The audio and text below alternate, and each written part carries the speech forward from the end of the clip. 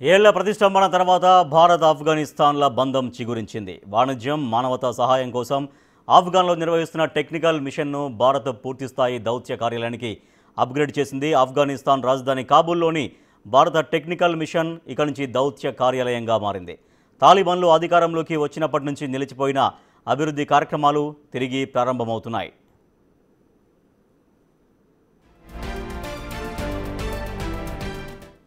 భారత్ ఆఫ్ఘనిస్తాన్ దౌత్య సంబంధాల్లో మరో ముందడుగు పడిందని చెప్పాలి. కాబూల్లోని భారత్ తరపున పనిచేస్తున్న టెక్నికల్ మిషన్కు ఎంబసీ హోదా కల్పిస్తున్నట్లు విదేశాంగ మంత్రి ఎస్ జయశంకర్ ప్రకటించారు. ఇది ఆఫ్ఘనిస్తాన్తో దౌత్య సంబంధాల పునరుద్ధరణకు సంకేతం. కాబూల్లోని భారత రాయబార కార్యాలయం ఆఫ్ఘన్ సమాజం ఆకాంక్షలకు అనుగుణంగా పనిచేస్తుందన్నారు.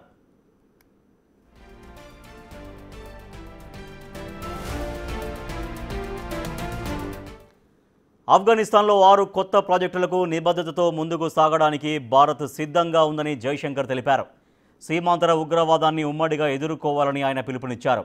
కాబూల్లోని భారత రాయబార కార్యాలయం ఆఫ్ఘనిస్తాన్ సమగ్ర అభివృద్ధి, సామర్థ్య నిర్మాణ కార్యక్రమాలకు భారత్ సహకారాన్ని మరింత పెంచుతుందని విదేశాంగ మంత్రిత్వ శాఖ తెలిపింది.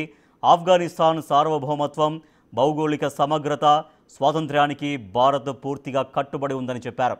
భారత్లో 6 రోజులు ఆఫ్ఘన్ విదేశాంగ మంత్రి అమీర్ ఖాన్ ముత్తాకి పర్యటించిన తర్వాత తాజాగా ఈ నిర్ణయం తీసుకున్నారు.